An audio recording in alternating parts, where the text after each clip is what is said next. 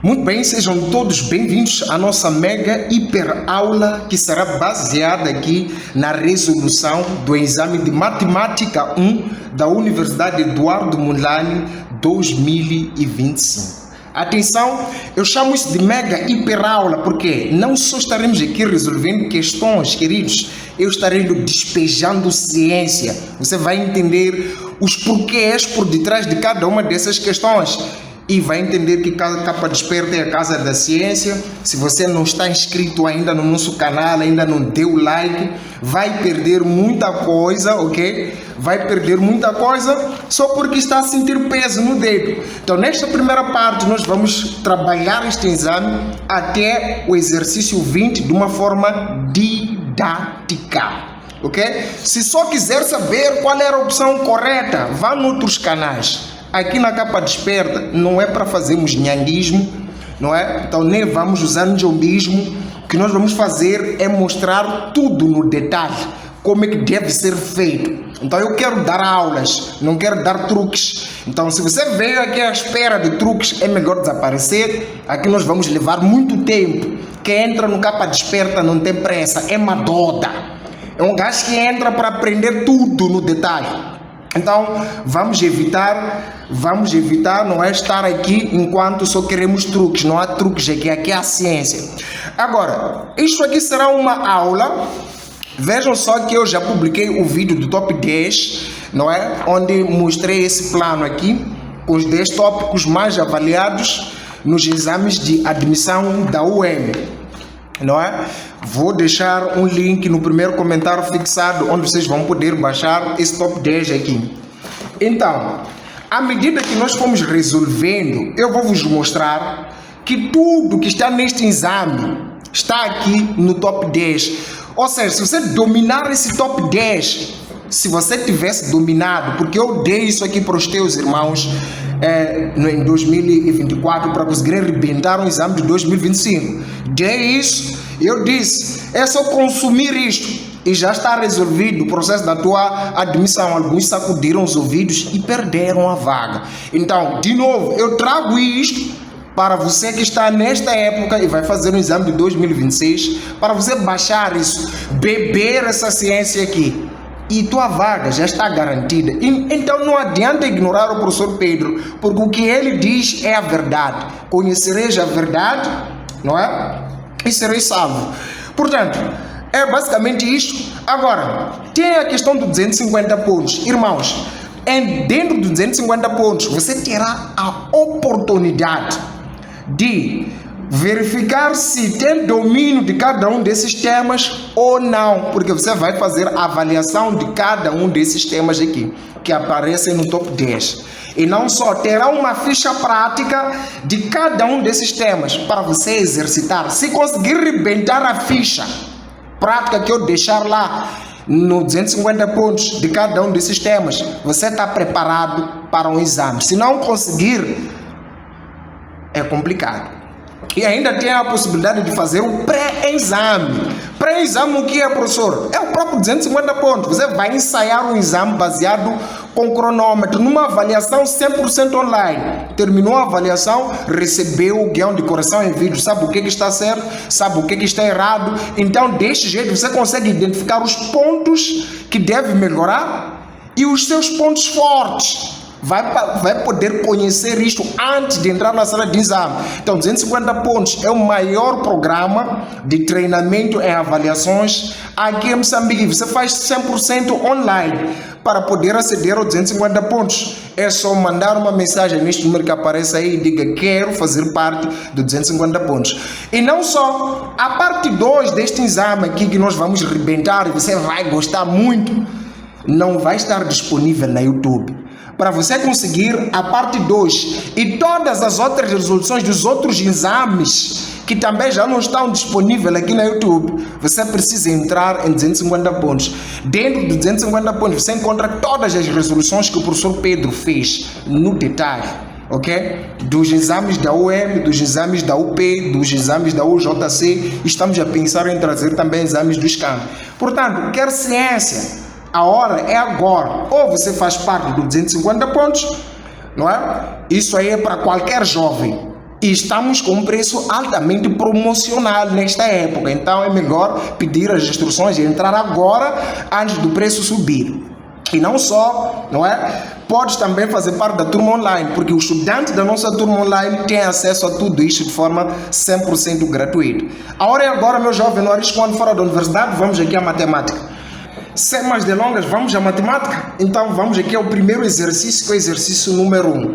Indique as soluções da equação. Atenção, temos aqui uma equação modular. E se vocês forem prestar atenção, a equação modular está aqui na lista do top 10 como o terceiro ponto, módulo de um número real. Então vamos começar a arrebentar esta equação.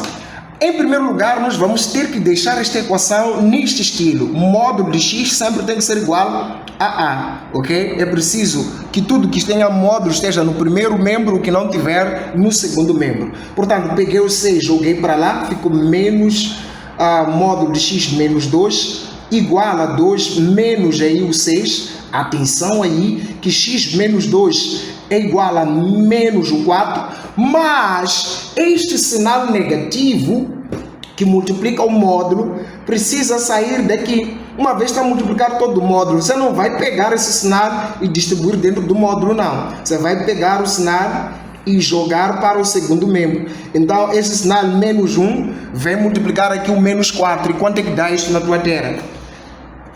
Exatamente, na minha terra também vai dar 4. E atenção, para a gente conseguir resolver esta equação modular que já está nesta forma canônica, é necessário que isto satisfaça a condição de igualdade na equação modular. E qual é essa condição?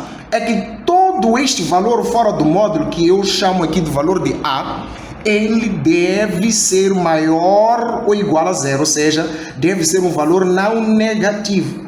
E se for um valor negativo, professor, então nós não vamos resolver a equação. Vamos dizer que esta equação tem solução vazio. Nenhum valor de R consegue satisfazer esta igualdade. Então, antes de resolvermos, vamos olhar para o 4. Ele é maior ou igual a 0? Sim ou não? É maior que 0. Então, é verdade, nós podemos resolver. E se fosse menos 4, a solução seria vazio. Graças a Deus não é, então vamos viajar. O que está dentro do módulo, x menos 2, deve ser igual ao que está fora do módulo. Ou, atenção, ou tem que ser ou, é uma equação. O que está dentro do módulo deve ser igual a menos o que está fora do módulo, então igual a menos o 4. É assim como se resolve toda a equação modular. Pegou o menos 4, o penteleco foi para lá e x vai ser igual a 4. Não é o menos 4, é o menos 2. Menos 2 foi para lá, fica 4 mais 2 e a resposta na pátria amada é igual a 6. Pegou o menos 2, jogou para lá e x vai ser igual a menos 4 mais aí o 2. E x será igual a menos 4 mais 2 dá menos 2. Matamos o gajo. Ok? Como solução teremos que dizer que o x é menos 2 ou é o 6. Na solução da equação, você não pode dizer que é isto e isto. Não, não é i, é ou. A solução desta equação é 6 ou menos 2, certo? Portanto, vamos puxar o enunciado e vamos buscar pela resposta correta. E neste caso, deve ser menos 2 ou 6. Vamos lá? Você pincela aqui a opção D, porque é exatamente o que a gente acabou de arrebentar. Maravilha. Dizemos que o módulo de x é maior que 3 se, atenção, dessa vez temos uma inequação modular. Atenção, ainda é sobre um módulo. Logo, no exercício 2 temos módulo de x maior do que 3. Vocês devem prestar atenção no fato de, toda vez que nós tivermos uma desigualdade modular, ou seja, uma inequação modular, quando nós olhamos para o símbolo da desigualdade, vimos maior, então a solução será união. Se nós tivéssemos aqui o símbolo menor, tivéssemos, por exemplo, o módulo de x menor do que a solução será uma interseção. Mas como é maior, a solução será uma Como é que a gente faz? A gente diz que o que está dentro do módulo, que é o x, deve ser maior do que o que está fora do módulo, que é o 3. Ou o que está dentro do módulo, que é o x, deve ser, inverto esse sinal, menor que o simétrico 10. Então, o simétrico de 3 é menos 3. Neste caso, não precisamos resolver absolutamente nada, já se resolveu sozinho. É só colocar isto no eixo real. Aqui estamos com o menos 3, que é este daqui, ok? X é menor, então é menos 3. Você bota uma bola aberta porque não tem o igual. X é menor, você puxa para a esquerda, ok? O 3 está um pouco mais para frente, aberto porque não tem o igual. X é maior, vai para a direita. Matamos o gajo. Como solução, diremos que x pertence a um intervalo que começa de menos infinito, vem até menos 3, de menos infinito, vem até menos 3, intervalo aberto, união com um intervalo que começa de 3, ok? De 3 vai para o mais infinito. Portanto, se a solução fosse interseção, não é? E esses gráficos não se intersetam, então nós diríamos que a solução é um conjunto vazio. Mas neste caso, por ser maior, a solução é buscada através da união. Atenção, matamos o gajo, puxou o enunciado, pincelou a opção correta, que no caso é a opção A. Ok? Matamos o gajo. Maravilha. Bom, vamos ainda para o exercício 3, que também continua com uma questão que tem a ver com o módulo de um número real. É por isso que o top 10, papá, você tem que dominar. É crime ir para a sala de exame sem dominar o top 10. Módulo de um número real. O que é que nós temos dessa vez? Dessa vez nós vamos trabalhar com interpretação geométrica do módulo de um número real. Vamos lá ver o que é que diz a interpretação dessa questão. O conjunto dos números reais que se encontram a uma distância igual ou inferior a 3/6 do número π é dado pela expressão. Então, nós queremos um conjunto de números reais, não é? Que se encontram a uma distância igual ou inferior a 3/2 do número π. Ou seja, você está a afirmar o seguinte, que a distância, que é a diferença em módulo, entre certos números e o π, ela é menor ou igual que o 3/2, é inferior ou igual que o 3/2. A distância, que é este módulo, o módulo da diferença, chama-se distância, entre certos números reais e o π, ela é menor ou igual que o 3/2. Essa é a interpretação geométrica do módulo de um número real. O bom de tudo isso é que essas aulas do módulo de um número real, equações modulares, interpretação geométrica, vocês podem aprender de forma gratuita aqui nos nossos vídeos, né?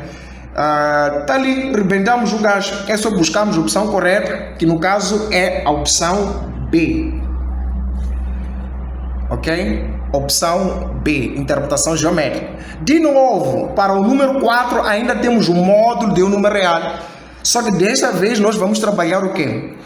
Ainda estamos no top 10. É o terceiro tópico mais avaliado nos exames da UEM. E dessa vez vamos para onde? Vamos para o módulo do número real, mas vamos trabalhar aqui com funções modulares e transformações modulares. A parte das equações já vimos. Então, funções modulares e transformações modulares. O que é que se diz nesta questão?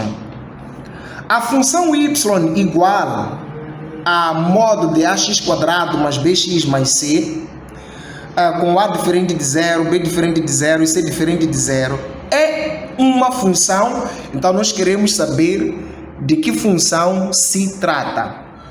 Queridos, vocês devem ser bons em transformações modulares.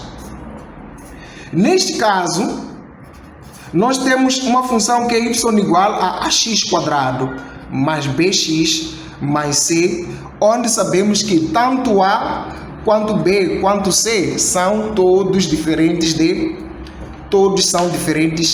de 0. E desta forma queremos saber esta função, o que ela será. Vocês devem imaginar o seguinte: Esta aqui é uma função quadrática, não é? Esta expressão é a expressão de uma função quadrática. A função quadrática é uma parábola. Esta parábola pode estar voltada para cima, não é? Pode estar voltada para cima ou pode estar voltada para baixo. Esses não nos informaram se o valor de A é positivo ou negativo, porque o valor de A é o valor que determinará se a parábola será voltada para cima ou para baixo. Porque toda vez que for maior que zero o A parábola vira para cima e aqui vira para baixo quando o A for negativo. Mas o examinador aqui só nos diz que o A é diferente de zero, não nos diz que se o A é positivo ou negativo. Então, significa, não é, que pode ser uma parábola tanto voltado para baixo quanto voltado para cima. Não é? Só que esta transformação modular, que obriga que toda a expressão está dentro do módulo, faz com que a função nunca exista na parte negativa.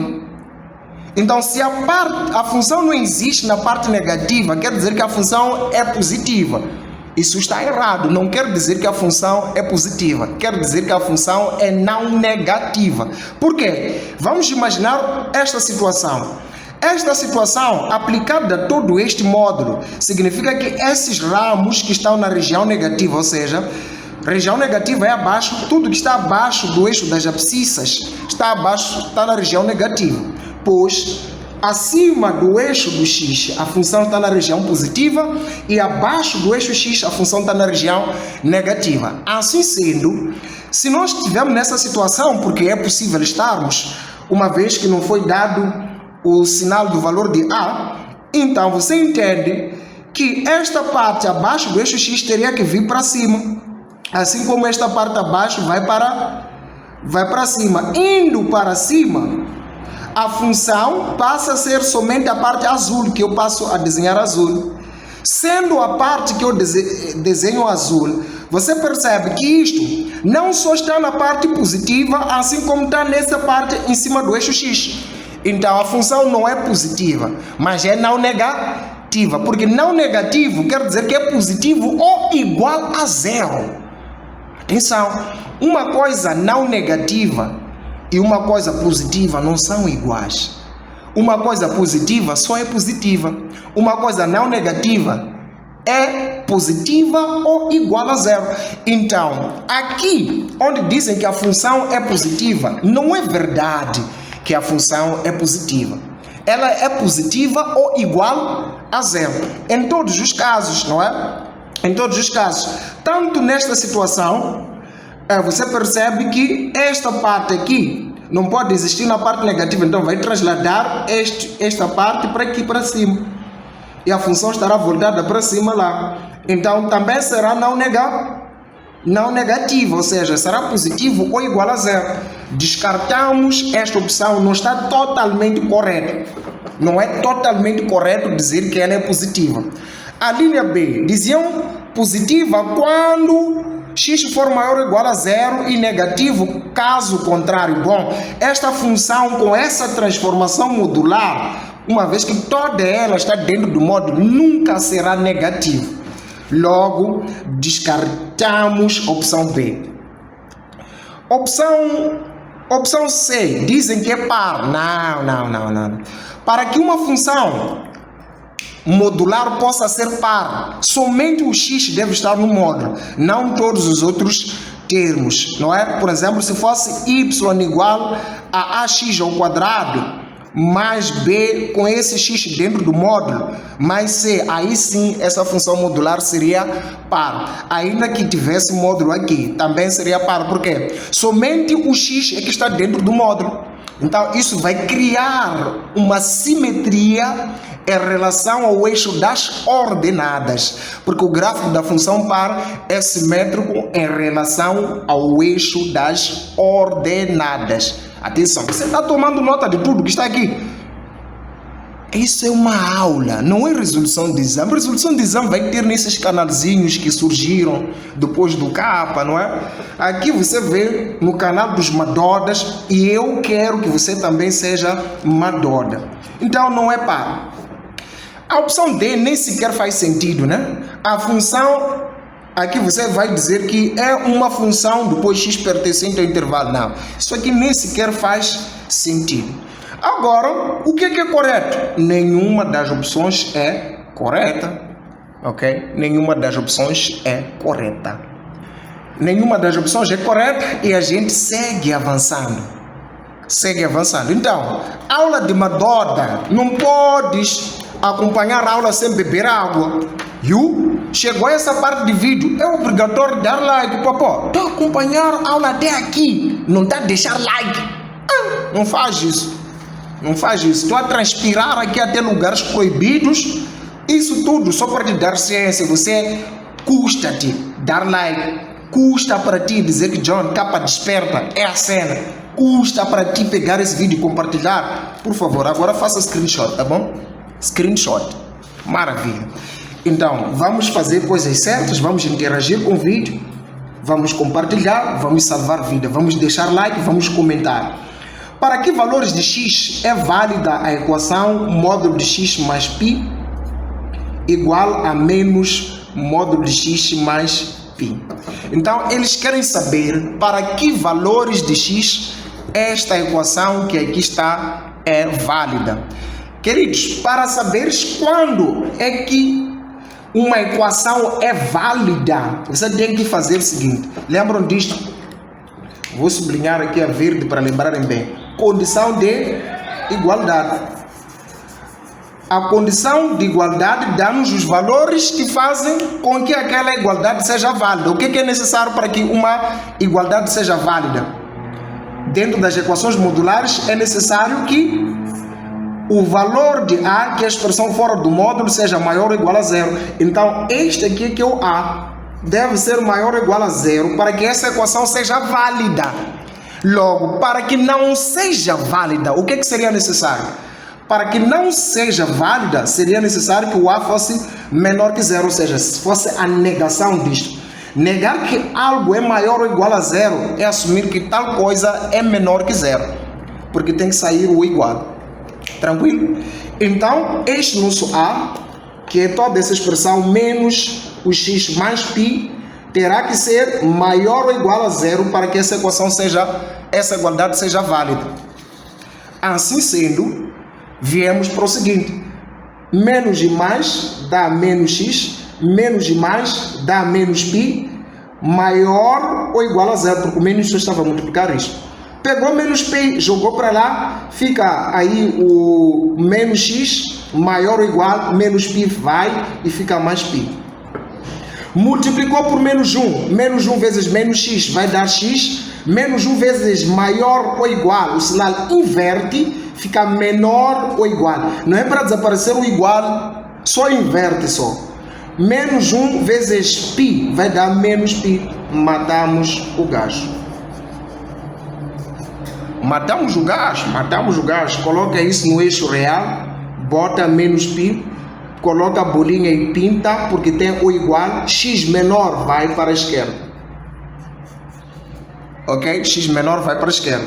Portanto, para que essa igualdade seja válida, é necessário que x pertença a um intervalo que vá de menos infinito, vem de menos infinito para cá, de menos infinito até menos π. Bola pintada por causa do igual significa intervalo fechado. Matamos o gajo. Desta vez não disseram resolva a equação. Era só para colocarmos a condição de igualdade. Colocamos a condição e deixamos. Não é para resolver a equação. Ok? Matamos o gajo. Qual a opção correta, prof? Nem precisava de intervalo. Já havíamos matado mesmo ao ter escrito isto. Só que eu costumo dar demais, né? E a opção correta, a opção E. Opção E. Maravilha, prof. Ainda são equações modulares. Equações modulares. Maravilha. Ainda vamos aqui para o número 6. Qual a interseção das funções? Você tem aqui uma função f de x e g de x igual a tantos. Tem aqui uma função g de x. Queridos, vamos rebentar isto, mostrar que não tem ciência. De que funções se trata? Trata-se de uma função f de x que é igual a menos módulo de x mais 4, e uma função g de x, que é igual a módulo de x mais 1. Então, nós queremos saber qual é a interseção destas funções. Toda vez, em qualquer segmento da matemática, basta falarem de interseção, você só vai precisar igualar as funções. Então, pegou a função f, igualou a função g, você vai encontrar a interseção destas funções.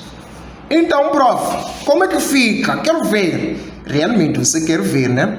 Então, vamos pegar aqui este negócio, não é? Que é menos módulo de x mais 4, que é igual a quantos? E igualar aqui a função g, que é módulo de x mais 1. Se eu pegar esse menos módulo e jogar para lá, vai ficar 4 igual a módulo de x mais 1 mais o módulo de x. Existem várias formas de resolver isto.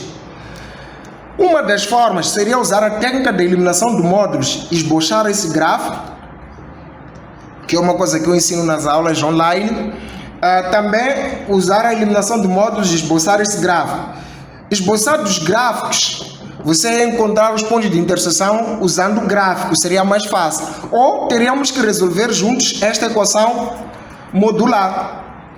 Mas também vamos ter que usar um pouco de eliminação de módulos. Por quê? Nós temos dois módulos somando, o que é diferente de ter um módulo num membro, ter outro módulo no outro membro. Aqui se você tem dois módulos somando, papá, igualado a um número, aí mamãe, você vai chorar um pouco. Tá bom? Então vamos lá verificar. Então estamos aqui com o módulo de x mais 1, mais aqui o módulo de x igual a 4. Quem quer usar o método ninja, assim que organizou isto aqui, é só verificar qual das opções, ao substituir, né, os valores de x aqui, fazem isso ser igual a 4. Assim você mata e não precisa resolver nenhuma equação. Também funciona e super recomendo para quem está na sala de exame. Pegar os valores aqui, ao substituir os valores de x e colocar aqui, eu verifico que isso vai dar 4. Então essas opções são as corretas. Mas no meu caso, como eu dumbo calcular, vamos lá, ver se eu não capoto aqui. Pela eliminação do módulo, o módulo de x mais 1, eu vou deixar de fora as condições, nós vamos resolver, depois vamos verificar, só para não complicar muitas mentes, uma vez que somos muitos que estamos a ver o vídeo. Então não vou resolver como uma doda, vou resolver como um júnior mesmo.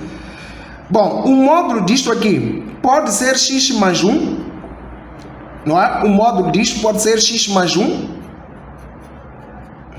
mas também o módulo disto pode ser menos x mais 1. Ok? Eu eliminei o quê? Eliminei o primeiro módulo. Só eliminei o primeiro módulo, que é este aqui. Mantive o segundo. Depois, o que eu faço, prof? Depois é só organizar a expressão, não é? Fica aqui módulo de x, que é igual aqui a 4, não é? Esse mais x, quando vai para lá, fica menos x. Esse mais 1, quando vai para lá, fica menos 1. Então, fica módulo de x igual 4 menos 1 vai dar quanto? 4 menos 1 dá 3, aqui menos x. Então tens uma nova equação modular. Vamos resolver essa equação a verde, não é? Aqui precisaríamos estabelecer a condição de igualdade, né? Então vamos resolver. O que está dentro do módulo tem que ser igual ao que está fora. Ou o que está dentro desse módulo, x, é igual a menos o que está fora do módulo. Não é? Esse menos x vem para cá, fica x mais x, que é igual a 3. X mais x dá 2x, igual a 3. Ok? 2x igual a 3. Portanto, 2 passa para lá, divide x, será igual a 3 sobre 2. Ok? Maravilha. E x será igual a menos de mais aqui, dá menos 3. Menos de menos dá mais x. Esse x quando vem para cá, fica x menos x, que é igual a quanto? A menos 3. X menos x dá 0, igual a menos 3. Isso é falso. quer dizer que essa parte não nos dá solução. Então, será que se eu pegar 3 sobre 2, vocês sabem que 3 sobre 2 é exatamente 1.5, né? Se eu pegar 1.5 e colocar aqui, 3 menos 1.5 dá quanto? Dá 1.5. E colocado aqui, fica 1.5. Quer dizer que 1.5 é igual a 1.5. Logo, é verdade que isso sim pode ser solução. Se quiseres, vais pegar e substituir aqui. Vais verificar que realmente, quando for 1.5 o valor de x, isto mais isto vai dar 4. De novo, resolve essa equação modular que está do outro lado e faça a verificação, não é? Só que aqui, vamos organizar também a expressão. Primeiro, como tudo isso é negativo, passa para lá ficar positivo. Então fica módulo de x igual a 4. Esse menos fica mais x mais 1. O módulo de x vai ser igual a 4 mais 1 dá 5, não é? Mais aqui o x. É o seguinte, eu deveria estabelecer a condição de igualdade, mas eu vou jumpar esse passo, vou resolver e depois vou fazer a verificação. O que está dentro do módulo, vamos resolver azul, é igual ao que está fora do módulo. Ou, não é? O que está dentro do módulo é igual a simétrico do que está fora, então menos o que está fora do módulo. Maravilha. Portanto, esse x quando vem para cá subtrai, ficamos com x menos x igual a quanto? A 5. X menos x dá 0 igual a 5. Isso é falso, quer dizer que não temos solução ali. Aqui distribuímos o sinal negativo. Menos e mais dá menos 5. Menos e mais dá menos x. O menos x quando vem a soma, fica x mais x igual a quanto? A menos 5. X mais x dá 2x igual a menos 5. Passou 2x, vai ser igual a menos 5 sobre 2. Menos x sobre 2, menos 5 sobre 2 dá menos 2,5. Pega isto, substitua aqui, vai dar quanto? 5 menos 2,5 dá 2,5. O módulo de 2,5 dá 2,5. Então isso é verdade. Quando x for este valor, também teremos 4. É só experimentar. Ok? É só experimentar. Vamos lá experimentar. Quando eu pego menos 2,5 e coloco aqui, menos 2,5 mais 1 dá menos 1,5. O módulo de menos 1,5 dá 1,5. Mas, colocado 2,5 aqui, o módulo de menos 2,5 dá 2,5. Este mais este dá 4. Matamos o gajo. Matamos o gajo. Então, esta é a solução resolvida. A interseção dessas duas funções vai ocorrer aqui ou aqui. Agora, o prof resolveu de uma forma bastante longa, realmente. Mas você acha que eu faria tudo isso se eu estivesse na sala de exame? Eu estou a dar aulas, estou a despertar mentes. Então você tem que saber como é que a coisa funciona para conseguir dar corta-mato. O que acontece é que nós temos jovens que estão num bairro que não conhecem e de repente querem dar corta-mato. Não vai dar certo. Vai se perder. Ok? Então matamos o gajo. A resposta tem que ser menos 5 sobre 2 e também aí o 3 sobre 2. A opção correta é D. A opção correta é D. Deixa eu bater um gole de água para continuar. Então tá aí o meu copo. Não sei se você já pegou o teu. Vamos botar água aqui, não é? Para bater um gole de água. Qual classe? Vamos bater um gole de água. Você pode bater água do poço, bater água de não sei aonde. Mas vamos todos beber água.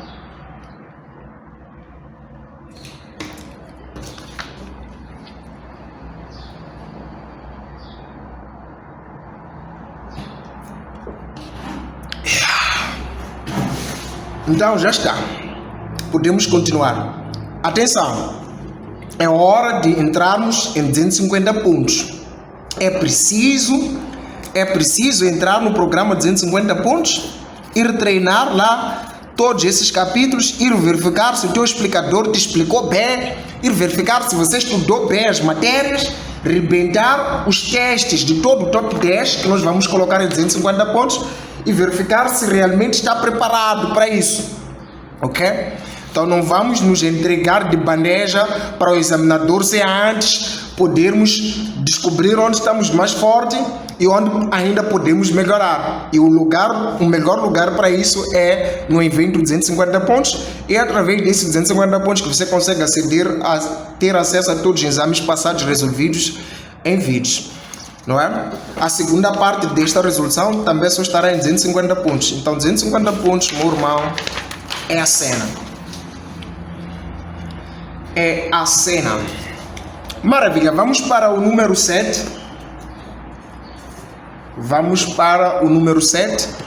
No exercício 7 está escrito: considerando todos os divisores de 60, determina a probabilidade de se escolher ao acaso o número primo. Atenção, viram que de número 1 até número 6 era só módulo, né? Módulo do número real. 6 exercícios. Está lá no top 10. Agora estamos a entrar em análise combinatória.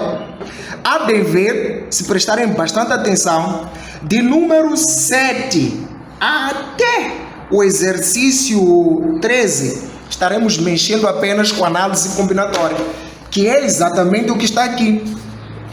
E esse capítulo da análise combinatória eu estou a deixar de forma totalmente gratuita dentro dos 250 pontos. Então, está aqui. No top 10, na lista do top 10, análise combinatória é o 5º capítulo proibido de você ir para a sala de exame sem saber. Não é? Então vamos agora em análise combinatória. Considerando todos os divisores de 60, determina a probabilidade de se, ao escolhermos um número, estou a ler de qualquer maneira. Considerando todos os divisores do número 60, determina a probabilidade de se escolher ao acaso um número primo. Então, nos divisores de 60 são números que dividem os 60. Qual é a probabilidade de ao escolhermos ao acaso um número? Descobrimos que ele é primo. Bom, isso aqui vai ser bastante fácil, né? Quais são os números primos? Os primos... Primeiro, quais são os divisores de 60? Isso vai dar o espaço amostral. Quando nós temos o espaço amostral, ou aqui, o espaço amostral vai poder nos dar aqui o número de casos possíveis. Então, você tem que fazer uma lista de divisores de 60, números que dividem 60. 60 aceita dividir por 1. 60 dividir por 1 vai dar quanto? Vai dar 60. 60 aceita dividir por 2. 60 dividir por 2 dá quanto? Dá 30. Então 30 é divisor de 60. 60 aceita dividir por 3. Ao dividir 60 por 3 dá quanto? 60 por 3 vai dar 20. Então 20 também é divisor de 60. 60 aceita dividir por 4. Ao dividir por 4 dá 15. Então quer dizer que 15 também é divisor de 60. 60 aceita dividir por 5. Ao dividir por 5 dá 12, então 12 também é divisor de 60. Ao dividir, 60 aceita dividir por 6. Ao dividirmos por 6, vai dar 10, quer dizer que 10 também é divisor de 60. Por 7 não aceita, por 8 não aceita e assim sucessivamente não aceita mais. Esses que são os divisores de 60. 1, 2, 3, 4, 5, 6, 7, 8, 9, 10, 11, 12. Então o número de casos possíveis é 12. Ok? Queremos saber qual é a probabilidade de escolher ao acaso um desses números, verificarmos que ele é primo. Quais são os primos? Primeiro, o que são números primos? Primos são números de apenas 2 divisores. E para que o número tenha apenas 2 divisores, quer dizer que ele só aceita dividir por ele mesmo ou por 1. Não aceita ser dividido por nada mais. Então, o primeiro número primo é 2. 1 não é um número primo. E 2 é o único par que é primo. É o único número par que será primo. Todos os pares não são primos. Então, todos os outros primos são ímpares. Não quer dizer que todos os números ímpares são primos, mas todos os outros primos são ímpares. Então 3 é primo porque não aceita ser dividido. 5 é primo porque não aceita ser dividido. 7 é primo porque não aceita ser dividido.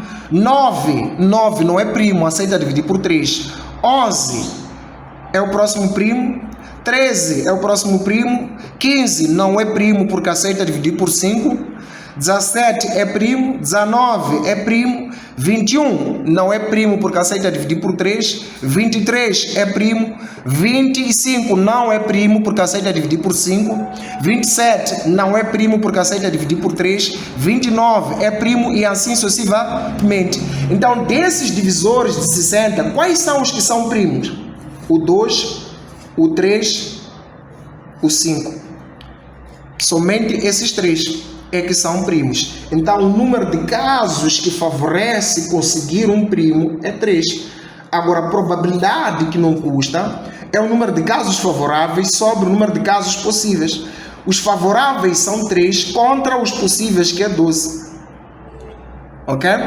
Agora, lembre-se que 3 é 3 vezes 1, 12 é 3 vezes 4. Nisto sema 3, que quer dizer cortar, fica 1 sobre 4. 1 sobre 4 dá 0,25.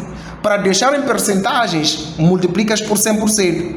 Então, significa que essa probabilidade seria 0,25 vezes 100%. 2 zeros eliminam 2 decimais, ficando com 25%.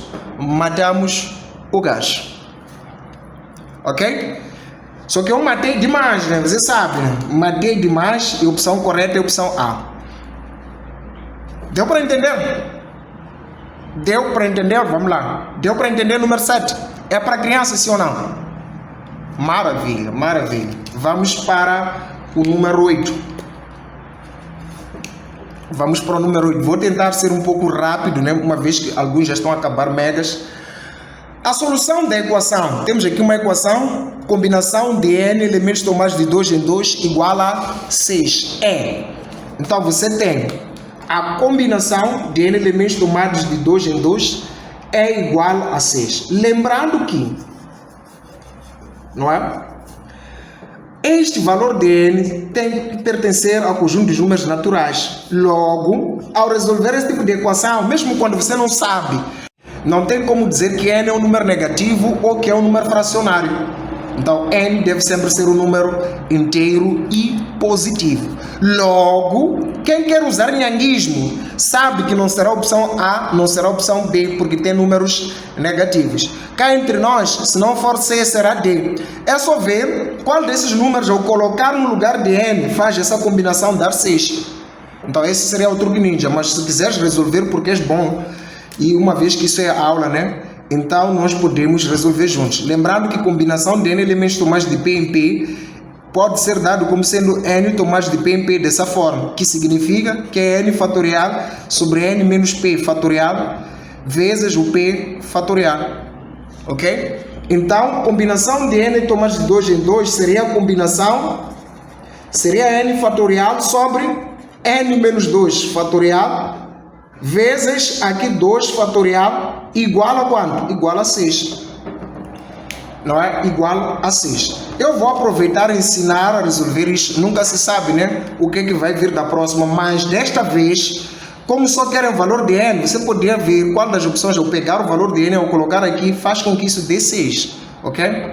Então, neste caso, resolvendo isto, teremos, uma vez que aqui tenho n menos 2 e aqui tenho n, vamos ter que pegar o n e decompor até n menos 2. Fica n menos 1, n menos 2. Parou fatorial sobre n menos 2 fatorial. Aqui 2 fatorial é igual a 2.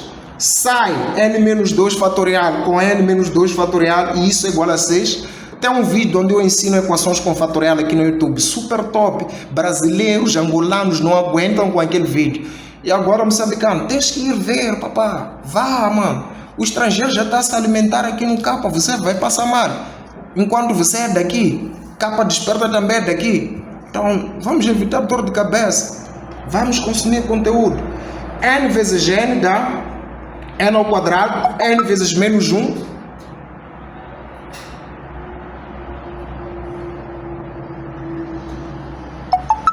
N vezes menos 1 dá menos n, não é? Igual, esse 2 está a dividir, vai para lá, faz o quê? Multiplica, vai dar 12. Esse 12 vem para cá, subtrai. N ao quadrado menos n menos 12 é igual a 0. Tens uma equação quadrática. É proibido ir para a sala de exame quando não sabe resolver a equação quadrática.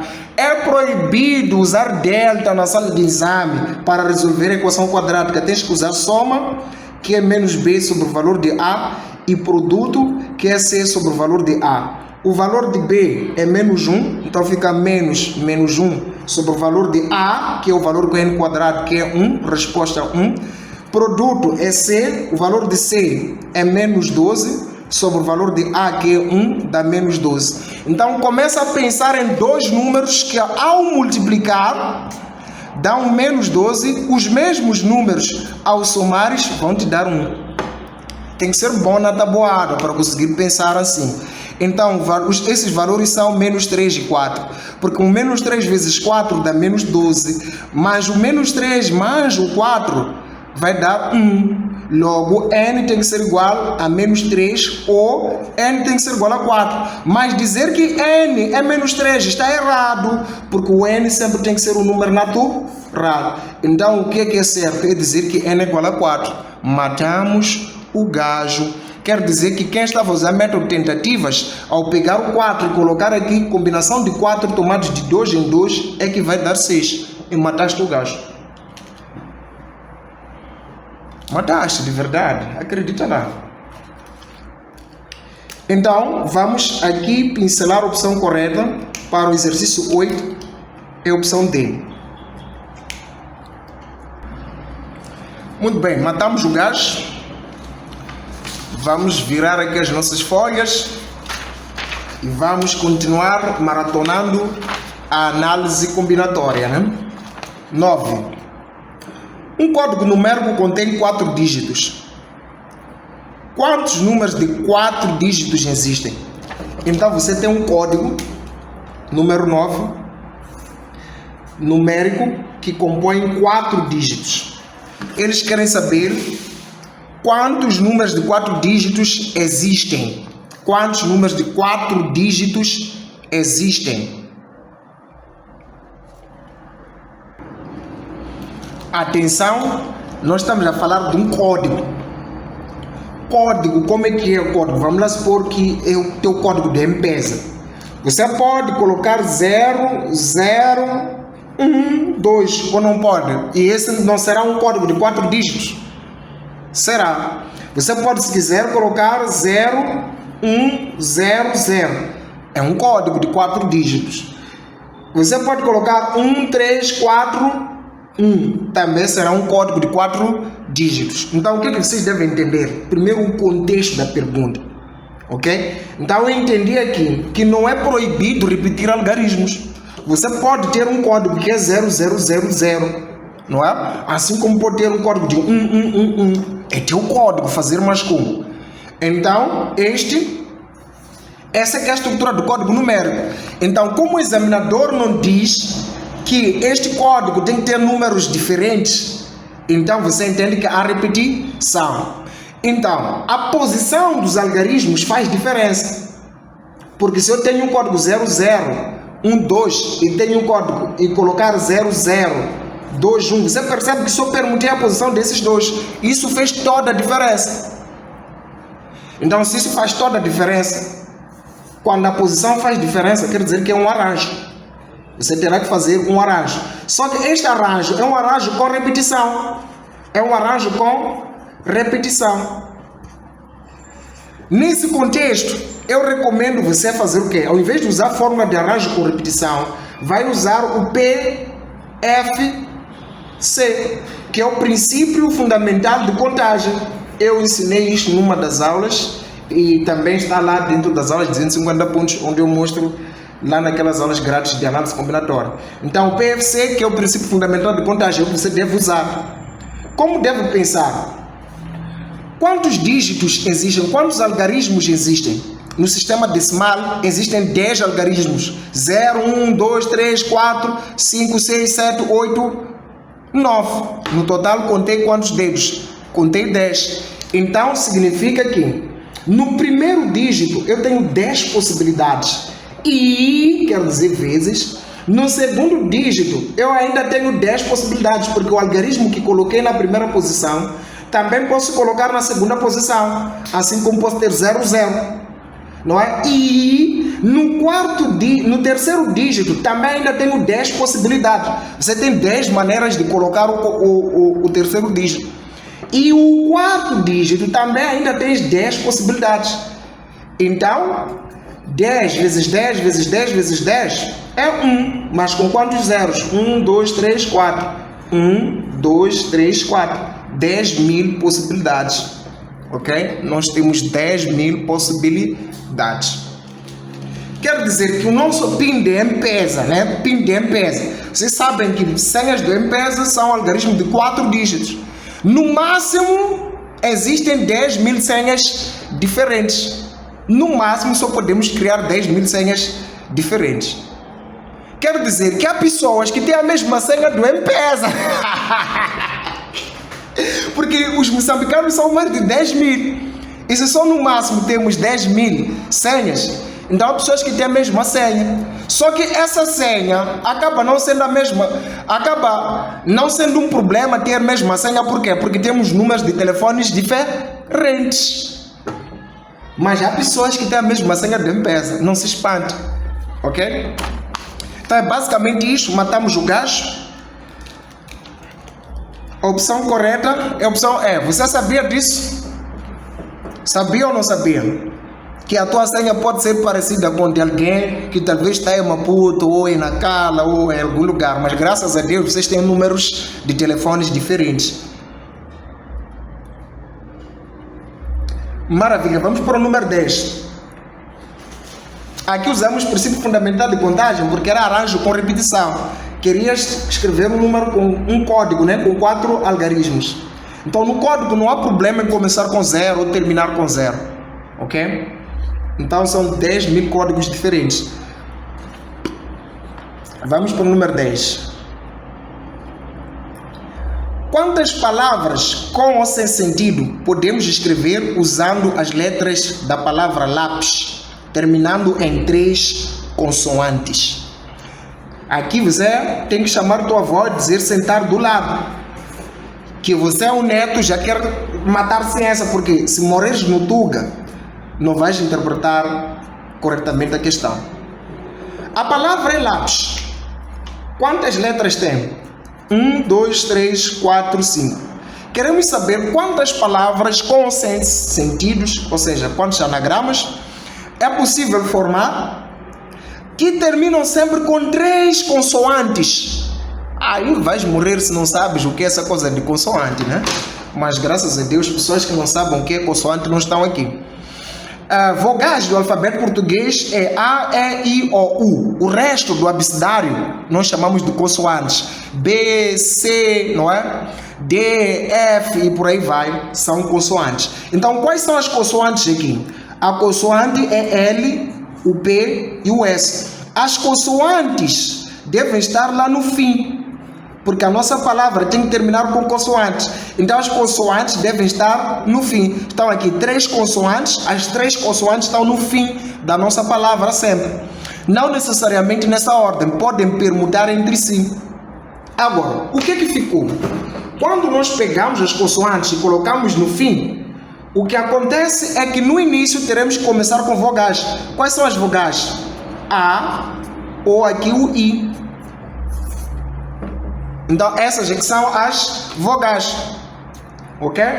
Então as vogais nunca podem estar no meio das consoantes e nunca podem estar depois das consoantes. As consoantes devem estar sempre aqui no fim, então as vogais serão obrigadas a estar aqui no início.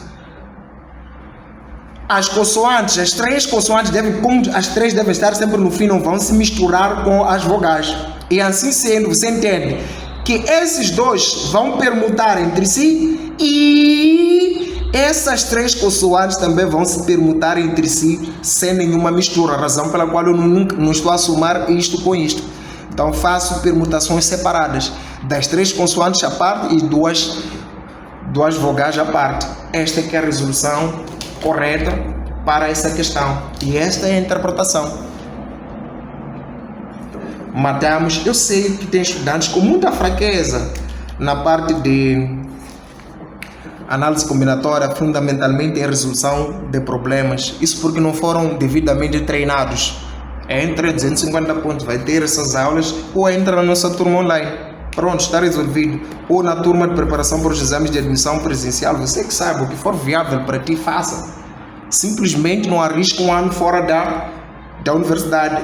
É preciso entrar em 250 pontos. Não importa se você faz parte ou não do Capa Desperta, 250 pontos é obrigatório para todo jovem moçambicano. Pronto, não se fala mais nisso. Vamos para 250 pontos, evitamos barulho. Bom, vamos para o número 11.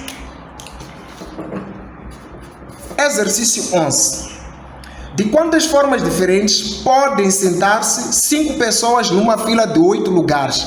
Aí vão te matar.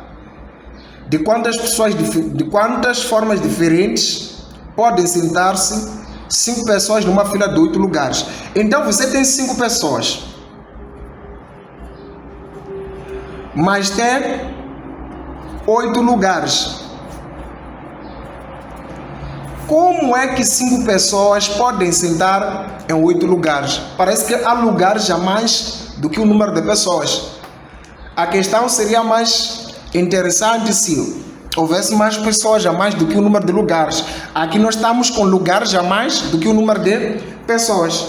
Então você tem que pegar, como só tem 5 pessoas, tem que pegar 5 lugares dos 8 lugares, não é? Tem que pegar 5 lugares dos 8.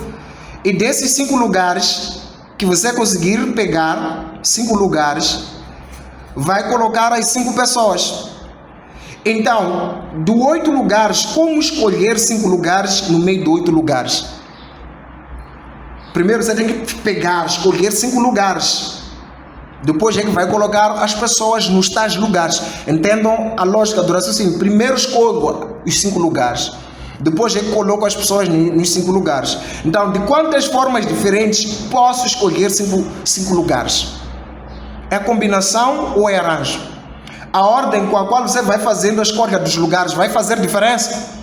Não. Se no final das contas você escolhe os mesmos lugares, na hora de escolher os lugares, a ordem pela qual você escolhe os lugares não faz diferença. Então vai ser combinação. Dos 8 lugares, primeiro escolho os 5. E nesses 5 lugares que escolhi, vou colocar as pessoas. Vamos supor que escolhi os lugares. Então aqui 5 lugares. Agora vamos colocar as pessoas. Pessoa 1, pessoa 2, pessoa 3, pessoa 4, pessoa 5. Se eu inverter essa ordem de colocação, pessoa 1, pessoa 5 estar aqui. Depois pessoa 2, pessoa 3, pessoa 4 e aqui teria que ser pessoa 1. Sentaram do mesmo jeito que o anterior? Não. Não é? Então primeiro escolhi os 5 lugares. Depois eu percebo que a maneira como as pessoas vão ocupar os lugares faz diferença. E como são 5 pessoas para ocuparem 5 lugares escolhidos, isso fica uma permutação de 5. Então fica vezes permutação de 5. Ok? Escolhi 5 lugares e das 5 lugares, nos 5 lugares, agora passo a ter 5 lugares de 5 pessoas. Então 5 em 5, quando a ordem faz diferença, é permutação. Porque são 5 por 5. Tinha que ser arranjo. Só que se nós fizermos arranjo de 5 elementos tomados de 5 em 5, é a mesma coisa que permutação de 5. E permutação de 5 é 5 fatorial. Então ficamos com combinação de 8 lugares tomados de 5 em 5. Escolho dos 8 lugares, escolho 5. E dos 5 lugares escolhidos, coloco 5 pessoas em ordem. Então, é basicamente isto. Esta que é a resolução correta desta questão e esta é que é a interpretação. Treinem bem a análise combinatória, evitem estresse. Porque senão vai pensar em usar biquíni de super-heróis no dia de exame a pensar que isso vai resolver a questão. Enquanto que a questão é treinar bem primeiro, depois vai para lá. Ok? Matamos o número 11 e a opção correta é a opção E. Não tem ciência, vamos para 12. Muito bem, já estamos aqui na questão de número 12. O que diz o enunciado?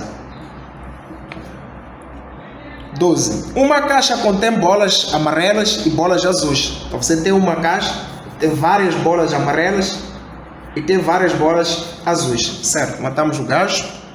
Sabe-se que o número de bolas azuis é 14. Opa! O número de casos que favorece azul é 14. E que, tirando-se ao acaso uma bola da caixa, a probabilidade dela ser azul é de 2 por 5. Opa! Se tirarmos uma bola, a probabilidade dela ser azul, ok? Estamos a falar de azul aqui, o número de casos que favorece azul é 14. A probabilidade dela, de uma bola tirada ao acaso ser azul, é de 2 para 3. Quantas bolas amarelas há na caixa? Querem bolas amarelas, mas aqui vocês estão a falar de bolas azuis. Então nós queremos saber o número de bolas amarelas, né? O número de bolas amarelas. Interessante. Mas vamos lá, estamos juntos nessa. Probabilidade do que é? É o número de casos que favorece aquilo, que no caso é azul, dividido pelo número de casos possíveis, que é o total. 2 contra 3. Quantas bolas azuis existem na urna? 14. Então 14 sobre aqui CP, que é igual a 2 contra 3. Produto dos meios iguais a produtos extremos, fica CP2 igual a 14 vezes aqui o 3. Passa isso para lá, divide, então CP igual a 14 vezes 3 sobre 2. 14 a dividir por 2, 14 a dividir por 2 dá 7, vezes aqui o 3, CP vai ser igual a 21. Então haviam no total 21 bolas. Logo, o número de bolas amarelas é o quê? O número de bolas amarelas é o número total de bolas menos o número de bolas azuis. Tinham no total 21 bolas menos o número de bolas azuis, que é 14. Logo, o número de bolas amarelas vai ser igual a 14 menos 21 menos 14, que é igual a 7. Matamos o gajo. Ok? Matamos o gajo. A caixa tinha 7 bolas amarelas. Não sei se vocês perceberam a lógica. Maravilha. Vamos inverter o nosso quadro ou a nossa tela. E vamos à questão que diz o seguinte. Última questão da análise combinatória aqui. A sequência 1, 15, 105, depois reticência 105, 15, 1, representa os 3 primeiros e os 3 últimos elementos de uma linha do triângulo de Pascal. São escolhidos 2 números ao acaso. Qual é a probabilidade desse elemento ser igual a 105? É uma questão que pode parecer interessante, mas é para crianças mesmo. Você tem uma sequência no número 13, formada por 1, 15 e depois 105. Nem precisavam dar os outros elementos, nós já poderíamos responder essa questão. Mas o que deram, acho que a ideia é facilitar mesmo.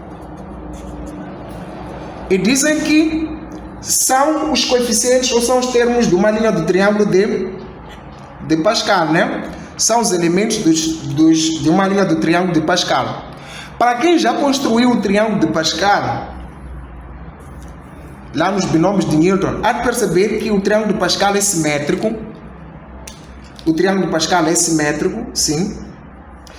Então, sendo simétrico, tudo que está à direita, à esquerda, né, do meio, né, está também à direita. Razão pela qual você tem um no fim, um no início, um no fim. O penúltimo 15, aqui o antepenúltimo 15. Aqui então o terceiro contando daqui é 105, então o outro daqui também é 105, o terceiro contando dessa extremidade. O triângulo de Pascal tem essas características. Vais ver que o quarto aqui será o quarto contando assim, e assim sucessivamente. E outra coisa, o triângulo de Pascal geralmente tem a ver com esses binômios de Newton, né? O N, que é o expoente do binômio, ele sempre é o segundo elemento da linha do triângulo de Pascal. Então, neste caso, você percebe que 1, 2, o segundo elemento é 15. Então, está-se a falar de um caso aqui, onde nós estamos a desenvolver um binômio de Newton de ordem n igual a 15. Então, você sabe que n é igual a 15. Porque o segundo elemento no triângulo de Pascal sempre representa o n. Agora, o número de termos de uma linha do triângulo de Pascal ou do desenvolvimento de um determinado binômio, o número de termos que tem a expansão do binômio sempre é o n mais uma unidade. Então, neste caso, nós entendemos que o n é igual a quantos?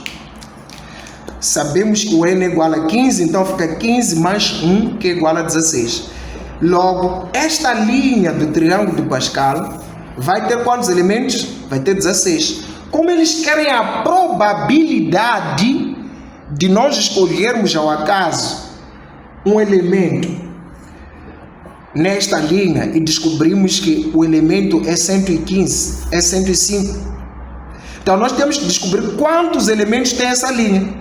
Como nós achamos aqui o número de termos da linha é igual a 16, então o número de casos possíveis será igual a 16. Essa linha tem 16 elementos. Essa reticência esconde, o que essa reticência esconde é a possibilidade da gente poder contar e descobrir que isso tem 16 elementos. Agora, quantos 115, 105, né, existem nessa linha? Você tem 1, 2, tem duas vezes o número 105. Então, logo, o número de casos que favorece escolher um número e descobrir que é 105 é 2. Na verdade, todos os elementos ao longo da linha do triângulo de Pascal foram repetidos duas vezes. Sempre estão repetidos duas vezes.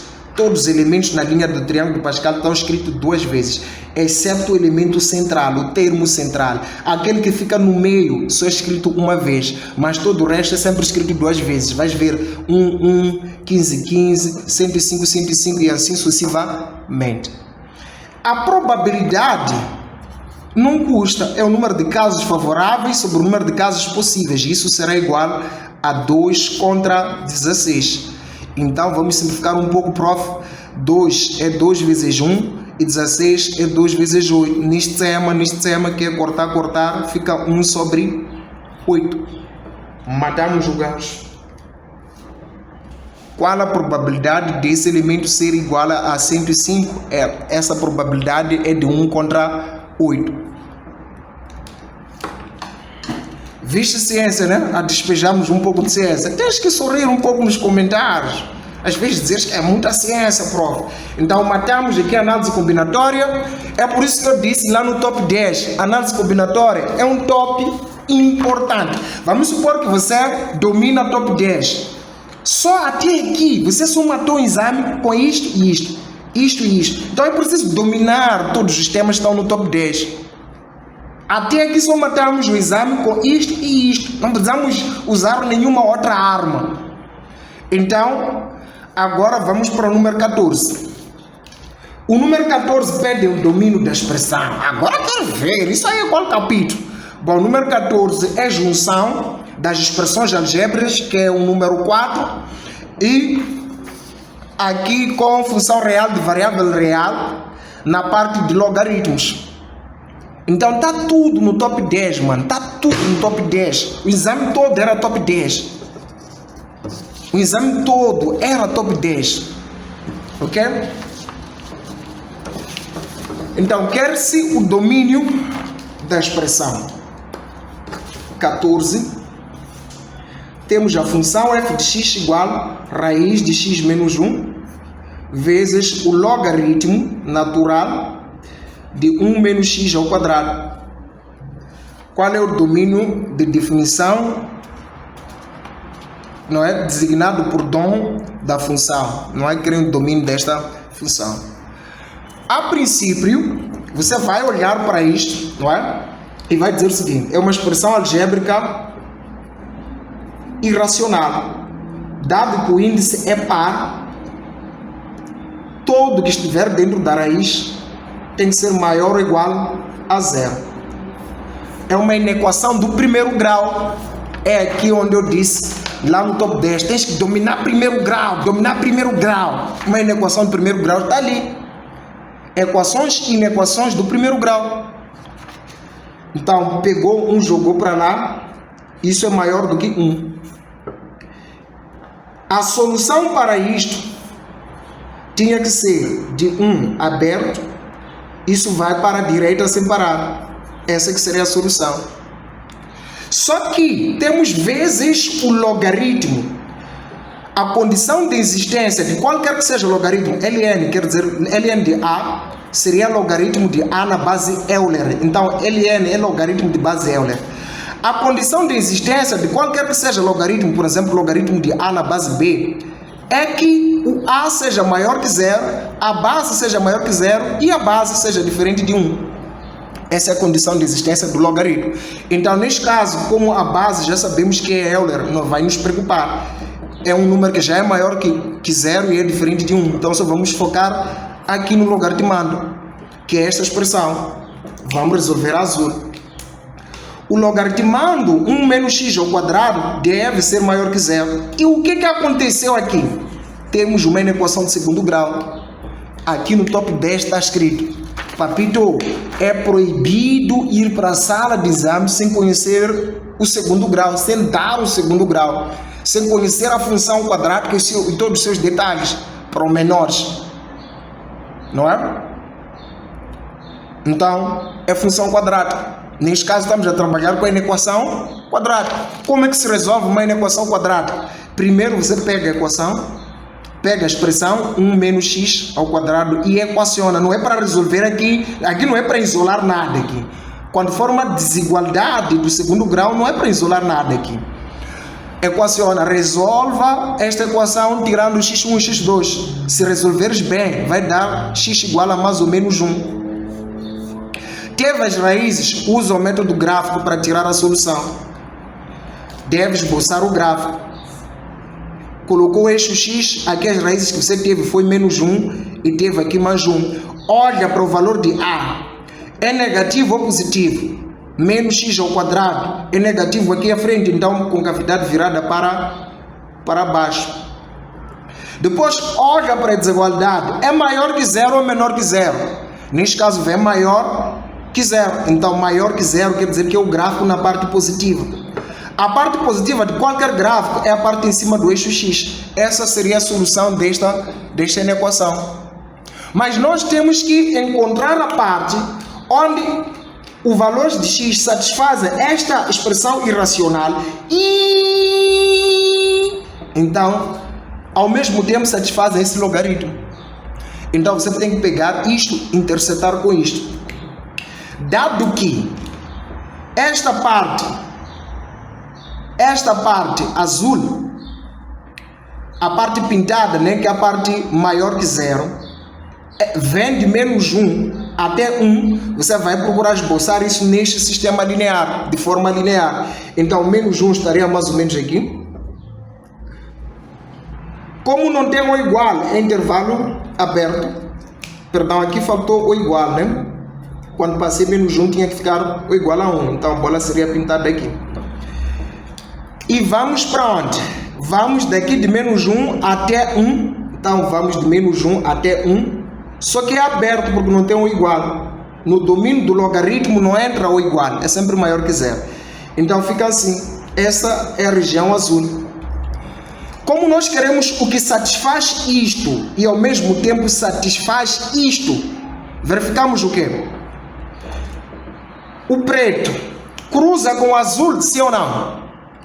Preto e azul aqui não se cruzam. Se preto e azul não se cruzam, quer dizer que não há nenhum valor de x que consegue satisfazer isto e isto em simultâneo. Logo, o tal de domínio aqui é um conjunto vazio. Matamos o gajo. Matamos o gajo. E a opção correta é a opção E. Matamos o gajo. Então, viste como combinamos vários conhecimentos, né? Combinamos vários conhecimentos para derrubar isto. Bom, vamos girar aqui para entrar no último combate. Vai ser uma disputa bastante interessante.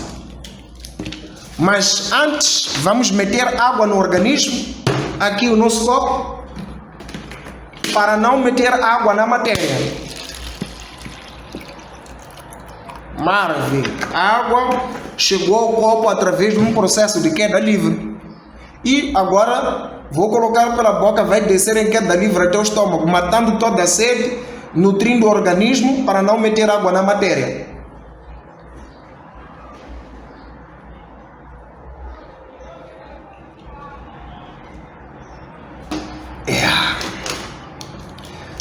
Ok? Tá com dúvida? Coloque essa dúvida nos comentários. Talvez, se o professor tiver tempo, vai responder. Ou os outros colegas que também costumam ler bastante os comentários vão poder dar uma assistência aí. Porque sabem como é que é, né? A agenda do professor não é tão simples assim. 15. A imagem da função, temos aqui uma função, encontra-se em... Então aqui não há nenhuma restrição. Só temos que analisar a imagem.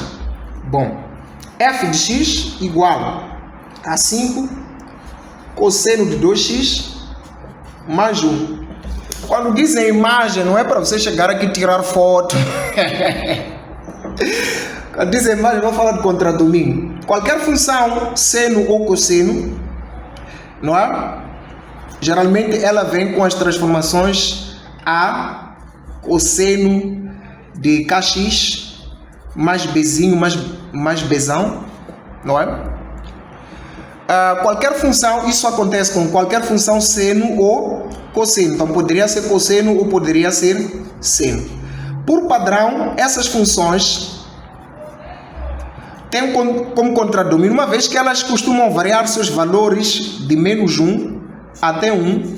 Então o seu contradomínio sempre vai ser ampliado com este valor de a que multiplica esta função trigonométrica. Então você sempre vai pegar esse intervalo, multiplicar por a, e depois vai ser transladado pelo valor de b que adiciona a função. Então adicionar aqui o b. Então essa é a forma estratégica simplificada de analisar o domínio de uma função trigonométrica do tipo seno ou cosseno. Então as imagens desta função, aplicando essa estrutura, imagens é a mesma coisa que contradomínio no contexto. São imagens do contradomínio para esse contexto. Então significa que tal contradomínio ou tais imagens serão 5 vezes, que é o valor que multiplica a função cosseno, né? 5 vezes o intervalo de menos 1 até 1, mais o valor que translada a função, que é aquele que aparece adicionando. Então aqui mais aí o 1. O valor de k e o valor de b tem a ver com o domínio da função. Eles mexem mais o domínio da função. Tanto é que k mexe a questão do período. Para as funções cosseno e seno, o período sempre é 2π sobre o módulo do valor que aparece aqui multiplicando o x, quando estivermos a falar do período. Então o bzinho ele faz uma translação horizontal da função. Então empurra a função para a direita ou para a esquerda. Esta aqui é a função do valor de b. Enquanto que o a amplia a função, então mexe a imagem, e b translada a função, carrega a função, então também mexe com a imagem. Se resolveres isso, resolver esta questão, 5 vezes menos 1 dá menos 5. 5 vezes 1 vai dar 5, tudo isso mais 1. Então menos 5 mais este 1 vai dar menos 4. 5 mais este 1 vai dar 6. Então este que é o domínio desta função. Então essas aqui são as imagens de menos 4 até 6. Matamos o gajo. E a opção aqui é C. Então eu não tenho medo de fazer isso porque esta função não tem restrições, né? Não deram determinado domínio para eu analisar dentro de tal domínio. Então posso analisar freely, à vontade, livremente. Matamos o gajo. 16. De uma função afim. Então, professor, o que é uma função afim? Uma função afim você vai encontrar dentro das funções do primeiro grau. Queridos, o que eu dei é a solução perfeita para você chegar lá.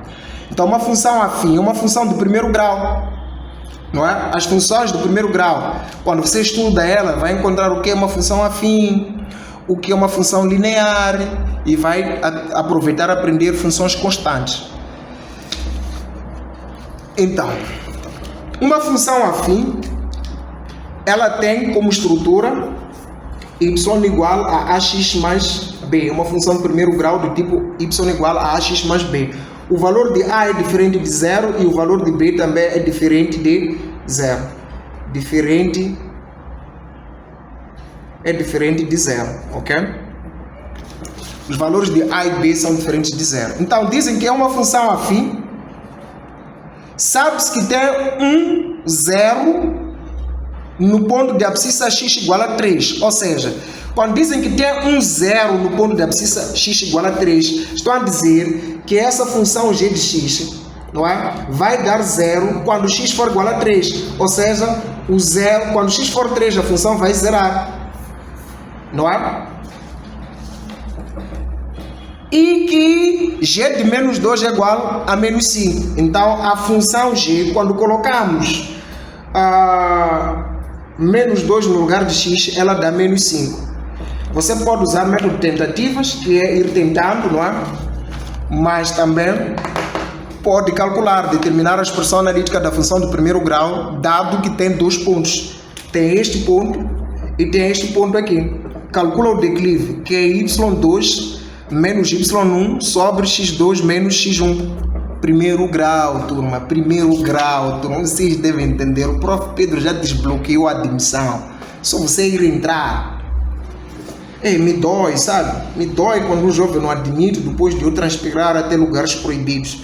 Aqui temos x menos 2, y menos 5. Então, posso dizer que esse é x1, y1. Esse será x2, y2. Então, teremos y2 é menos 5, menos y1 é 0. Se fizesse o contrário, aqui ser 1 e aqui ser 2, ia dar certo sim. Daria certo, porque está certo. Aqui é x2 é menos 2, menos x1, aqui é o 3. Aqui temos menos 5 sobre menos 5. A resposta é 1. Então é uma função do primeiro grau cujo declive é 1. Logo, vamos pegar isso e vamos dizer assim. Será y igual a 1 no lugar de a, fica 1x mais b. Depois é só usar um desses pontos para encontrar o valor de b. Mas assim sendo, você já consegue só com isso dizer qual é a opção correta. Porque a opção C é a função de segundo grau. Esta aqui tem um a negativo. Esta aqui tem um a que é igual a 3. Está errado. Essa aqui tem um a negativo. Então a opção correta é a opção D. Matamos o gajo. Mas você poderia usar um desses pontos. No meu caso vou usar este. Quando o x for 3, o y dá 0. O y dá 0 se o x for 3. Passa isso para lá. Menos 3 é o valor de b. Quer dizer que y é igual a x menos 3 no lugar de b, né? Daqui b deu menos 3. Exatamente o que a gente colocou. Matamos o gajo. Bom. De novo, vejam só, ali só avaliaram o primeiro grau. E vejam só o que estão a fazer no 17. Estão a avaliar somente a função de segundo grau. Considere f de x igual a menos x ao quadrado mais 4. Qual das seguintes afirmações é verdadeira? É o segundo grau. Está aqui no nosso plano do top 10. Papá, top 10 é a mudança certa para entrar, mano. Ai, Ju, tem que repetir isso toda hora. Tem sim que repetir, porque há gente que está a tentar sacudir a orelha para ir fazer coisas proibidas, que é entrar na sala de exame sem dominar o top 10. Considere a função. Qual das seguintes afirmações é verdadeira? Então você tem esta função, f de x, que é igual a menos x ao quadrado mais 4. Para quem sabe função de segundo grau, o fato de não termos o valor de b ser igual a 0, quer dizer que essa equação, se tiver raízes, são raízes simétricas. Tem raízes porque o valor de a e de c têm sinais contrários. Então tem raízes. Essa função aqui é um gráfico. Como o valor de a é negativo, É um gráfico virado para baixo. O valor de C é 4, então aqui, com ordenada na origem 4. Os zeros da função, é só pegar isso igualar a zero, vai ter menos 2 e 2. Então, este aqui é o gráfico. Esta função aqui, vamos lá avaliar as opções que nos dão. A função f de x é monótona? Não, é falso. Uma função só é monótona quando você desenha e percebe que ela só cresce. Esta aqui, cresce e decresce. Para ser monótona, tem que ser uma função que ao desenhar só cresce ou só decresce. Agora, quando ela faz as duas coisas, não é monótona. Então, a opção A que dizem que é monótona é falso. Não é monótona porque faz as duas coisas. A função é injetiva. Para descobrir se é injetiva ou não, é só colocar uma reta horizontal. Se haver um lugar onde, passando a reta horizontal, você percebe que toca em 2 pontos ou mais, quer dizer que isso não é injetivo. Essa função não pode ser injetiva, porque existe um lugar onde, colocando uma reta, tocamos o gráfico em 2 ou mais pontos. Então, não é injetiva. Descartamos essa opção. A função f de x tem um mínimo absoluto. O que é essa coisa de mínimo? Bom, essa função não tem mínimo. A função de segundo grau só tem mínimo quando o valor de a for maior que zero, porque vai ter concavidade voltada para cima. Então, isso faz com que tenha um ponto mais baixo. Então, esse ponto mais baixo será o mínimo. Quando ela estiver com o valor de a negativo, ela não tem mínimo, tem um máximo, porque tem um ponto mais elevado. Então, ela vai ter um máximo. Neste caso, essa função tem um máximo, que é o ponto mais alto, que é esse ponto aqui. Logo, falharam de novo aqui. A função f de x tem domínio R. Isso aqui até por da décima sabe isso aqui. Essa função tem domínio R realmente. Se tudo o domínio vai perceber. Domínio das funções quadráticas é sempre R, por serem expressões algébricas racionais inteiras. Então, toda expressão algébrica racional inteira, não é? Ela tem domínio R. Ensinamos, ou você deve ver aqui em expressões algébricas. Toda função de segundo grau é uma expressão algébrica racional inteira. Matamos o gajo, é a opção B. Porque aqui onde dizem a função f de x apresenta um único zero. Não apresenta um único zero. Tem 2 zeros da função. Mesmo em situações em que o gráfico está assim. Eu sei que isso aqui vai criar polêmica, mas enfim. Mesmo em situações em que o gráfico está assim, toca o eixo do x uma vez, não tem um único zero aqui. Vamos supor que é igual a 3L. Quantas raízes tem essa expressão? Você diz que só tem uma raiz, está errado. Isso tem 2 raízes. Tem um x1 e um x2. Só que essas raízes são iguais a 3. Tem 2 raízes, só que são 2 raízes reais iguais. Então, quando te perguntarem quantas raízes tem, sendo que isso aqui é uma quadrática, tocou aqui uma vez, você vai dizer tem 2. Tanto é que se me pedirem a soma das raízes, eu tenho que pensar que é x1 mais x2. Só que o x1 é 3 e o x2 também é 3. A resposta é 6. Agora, quem disser que só tem uma raiz, vai dizer que a soma é igual a 3. Porque só tem uma raiz para ele. Mas para nós tem 6. Sakura Marco. Ok? Vocês entendem o que quer dizer Sakura Marco? Escreve aí nos comentários o significado de Sakura Marco. Matamos o gajo. Vamos aqui para o exercício 18. Sabe-se que uma função racional possui assíntotas verticais. X igual a menos 2 e x igual a 3. Então tem 2 assíntotas verticais. E uma assíntota horizontal, y igual a menos 2. E tem uma assíntota horizontal. Qual a sua expressão analítica? Bom, aí é bastante fácil. Isso aqui tem a ver com aplicação de limites. Uma assíntota vertical é um ponto de descontinuidade de segunda espécie. Eu ensino isso em uma das aulas aqui na YouTube. Pelo menos te mostro como encontrar ponto de descontinuidade de segunda espécie e como encontrar assíntotas verticais em qualquer função. Significa que é um ponto em que, ao fazermos limite da função, em torno de tal abscissa, né? Seja para a direita ou para a esquerda, esse limite vai dar infinito, negativo ou positivo. Então significa que x igual a A é uma assíntota vertical quando isso acontece. Estás a sentir ciência, meu puto? Mas ensino isto numa das aulas e reforço ainda nas aulas de preparação para os exames de admissão. Agora, enquanto que a assíntota horizontal é o valor, é o limite da função quando a função tem a variável indo para mais infinito ou para menos infinito. Então são conceitos diferentes. Esse é o conceito de uma assíntota vertical e este é o conceito de uma assíntota horizontal. Então eu teria que estudar e verificar qual desses casos tem ponto de descontinuidade de segunda espécie, uma vez que eles dizem que as assíntotas verticais são x igual a menos 2 e x igual a 3. Então, qual desses casos tem esses dois pontos como ponto de descontinuidade de segunda espécie? E qual dos casos, ao fazermos o limite, não é? No mesmo caso, ao fazermos o limite disto, vai dar... O limite disto, né, tem que ser igual a um certo valor finito, né? Tem que ser igual a um número finito. Então, qual dos casos, ao fazermos o limite, vai dar quanto? O limite indo para infinito vai dar menos 2. Então, qual é a situação que apresenta todas essas características? Se formos a observar, eu terei que resolver com os olhos, né? Qual é a situação com essas características? A não é?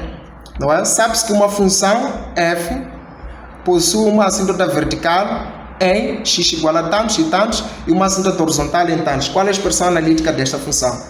Não é a opção A. A tem uma assíntota vertical, x igual a 5. Não é a opção B, D, não é, porque D também só tem uma assíntota vertical. Não é B, não é? Não é esta aqui, porque essa aqui a assíntota horizontal é 0. Essa aqui a assíntota horizontal também é 0. Fazemos o limite disto com x tendendo para mais infinito ou para menos infinito, vai dar 0. A opção correta é a opção C. Ok? Opção C, não opção C, opção E. A opção E, que é f de x igual a menos 2x mais 3 sobre x ao quadrado menos x mais menos 6. Também não é a opção correta essa. Não é a opção correta porque quando nós fizemos a assíntota horizontal, tínhamos que fazer limite de f de x com x tendendo para mais ou menos infinito, que seria limite de menos 2x mais 3 sobre x quadrado menos x menos 6 com x indo para mais infinito ou para menos infinito, dá uma indeterminação do tipo infinito sobre infinito, o que faz com que isso, no final, quando você olha, o denominador tem maior grau que o numerador, isso dê 0. Mas quando faz a assíntota vertical, vais buscar os que fazem zerar o denominador. Tens uma equação quadrática que, resolvida, tem x igual a menos 2 ou x igual a 3. Então, esses pontos fazem zerar o denominador e não podem ser simplificados com o numerador. Então, são pontos de descontinuidade de segunda espécie, são as assíntotas verticais, que batem com a informação que nos deram. Só que o examinador deve ter cometido um erro, né? Deve ter cometido um erro. Que erro ele cometeu? O numerador tinha que ter quadrado aqui. Esse numerador tinha que ter quadrado aqui. Para a assíntota horizontal poder ser igual a menos 2. Dá para sentir que faltou quadrado nessa expressão. E por não ter, então não teria a opção correta. Só que eu, se estivesse na sala de exame, ia marcar mesmo assim a opção E. Porque se eles não descobrirem que falharam, provavelmente estarão considerando a opção E. Agora, se eles verificaram que falharam, então essa questão não vai contar. Não terá cotação. Tranquilo, né? Matamos o gajo. Então, por agora não tem opção correta. Para que a opção fosse correta, tinha que ter quadrado ali, para poder ser opção E. Então, isto tem a ver com limites de continuidade de funções. Está também no nosso top 10. Está aqui, é o número 8 no top 10. Limites de continuidade de funções. quando eu disse aplicação de limites para achar a assíntota vertical, horizontal e oblíqua. É sobre isso que eu estava a falar.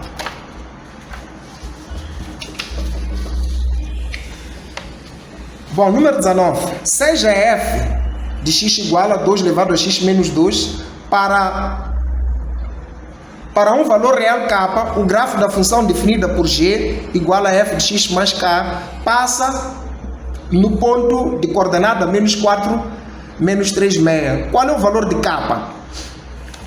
Bom, só faltam esses dois exercícios, por isso parece que estou um pouco acelerado, né? Temos uma função f de x, no número 19, em que é 2 elevado a x menos 1. Perdão, menos 2. É isso? Exato. Dizem que esta é a função f de x. É para a gente encontrar o valor de k que faz com que a função g, que é uma função f de x trasladada a k unidades, nós queremos o valor de k, que faz com que esta função aqui, não é? Que faz com que esta função aqui tenha como ponto, um dos seus pontos, que assuma um dos pontos 4 menos 3 sobre 2. Você sabe que esta função, não é? Assume isto como um dos pontos da função. Então, qual é o valor de k? Ok? Qual é o valor de k? Isto é bastante interessante, não é? É bastante interessante. É uma questão bastante interessante. O k, o que faz? Como ele está aqui a somar, ele gera uma translação horizontal desta nossa função. Então, se eu quisesse escrever a função g de x, seria o seguinte: seria 2, no lugar de x, ia colocar x mais k. Então, seria 2 elevado a x, aqui é igual, né? X mais k menos 2. Essa seria a função g de x. Dizem que esta função g de x, no lugar de x, ao colocarmos menos 4, ela vai dar menos 1 sobre 2. Então, se colocarmos menos 4 no lugar de x na função g, ela vai dar menos 3 sobre 2. É isso? O gráfico da função g passa no ponto de coordenadas, exatamente. A função g é que passa por este ponto. Então, a função g, ao colocarmos menos 4, vai dar isto. Isso significa que g, não é? Você sabe que g de menos 4, uma vez que a expressão analítica de g é esta, né? No lugar de x, você vai colocar menos 4, então vai ficar 2 elevado a x, que é menos 4, mais aqui o k, menos aqui o 2, vai ser igual aqui a menos 3 sobre 2. Então, vou continuar deste lado. O menos 2 passa para lá, fica 2 elevado a menos 4 mais k igual a menos 3 sobre 2 mais 2, não é? Agora é só somar bem, não é? 2 elevado a menos k, 4 mais k será igual. Então aqui tens que fazer MMC. 2 vezes 2 dá 4, menos 3 mais 4 dá 1 sobre 2, certo? Então tens aqui uma equação exponencial. Mostramos lá no top 10 que a exponencial não pode faltar em função real de variável real. Então tens 2 elevado a menos 4 mais k igual. Inverteu isto aqui, vai dar 2 elevado a menos 1. Já que essa base é igual a esta, significa que menos 4 mais k é igual a quantos? A menos 1. Pegou menos 4, jogou para lá, k será igual a menos 1 mais 4.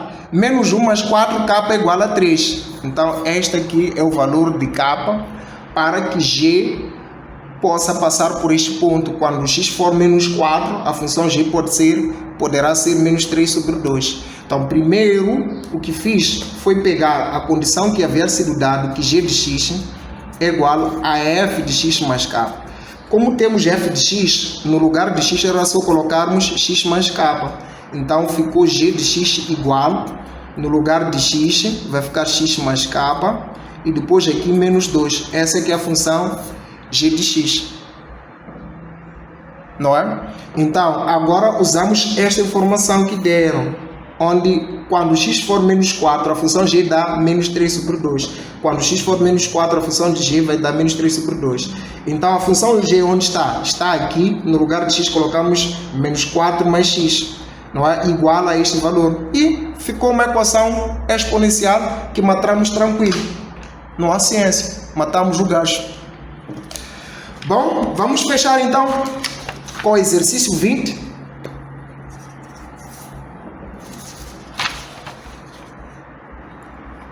Dizendo o seguinte: considere a função f de x, então temos aqui f de x, que é igual a x quadrado menos 9, e uma função g de x, que é igual a 2x mais 4.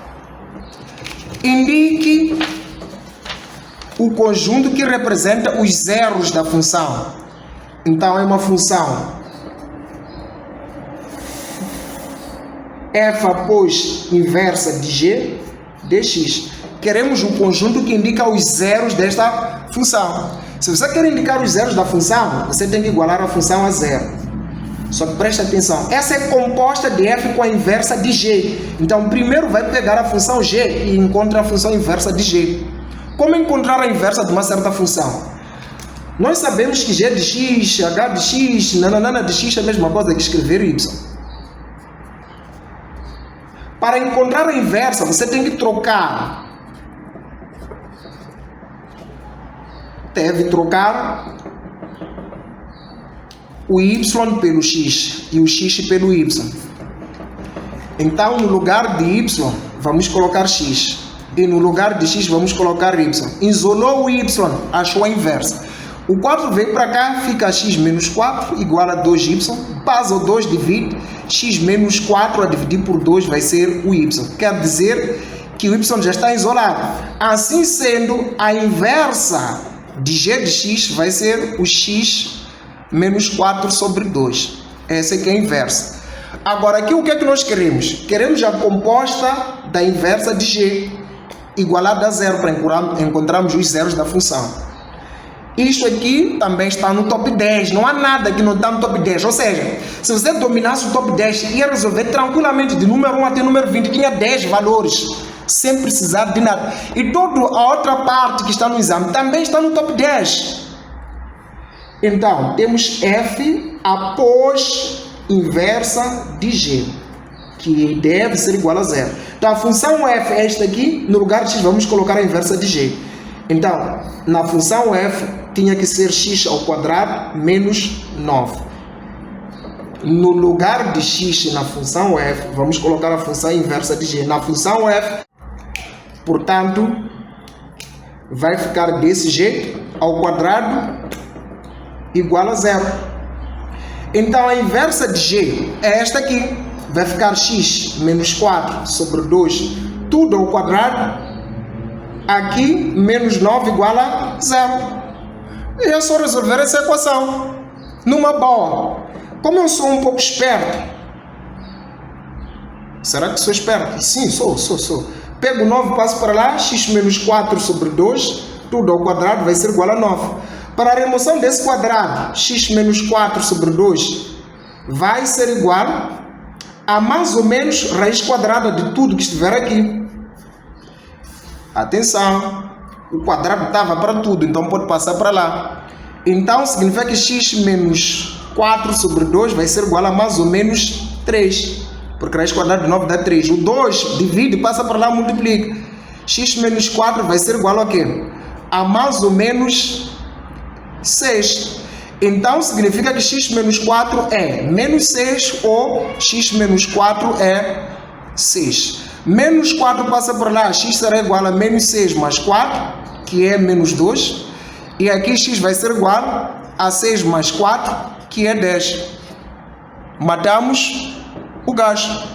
As raízes dessa equação serão x igual a menos 2 ou x igual a 10. Puxou o exame, verificou. Matou, basou. Vá para casa, querido, beba água, hidrata o organismo e não meta água no enunciado. Tudo isto ainda é top 10, não há nada aqui. Não tem ciência, tudo isso ainda é top 10. Um beijo no cérebro, Deus te abençoe. Para encontrares a parte 2, tens que estar inscrito em 250 pontos ou numa das turmas do Capa Desperto. 250 pontos é obrigatório para todo jovem moçambicano. Ponto. Não se fala mais nisso.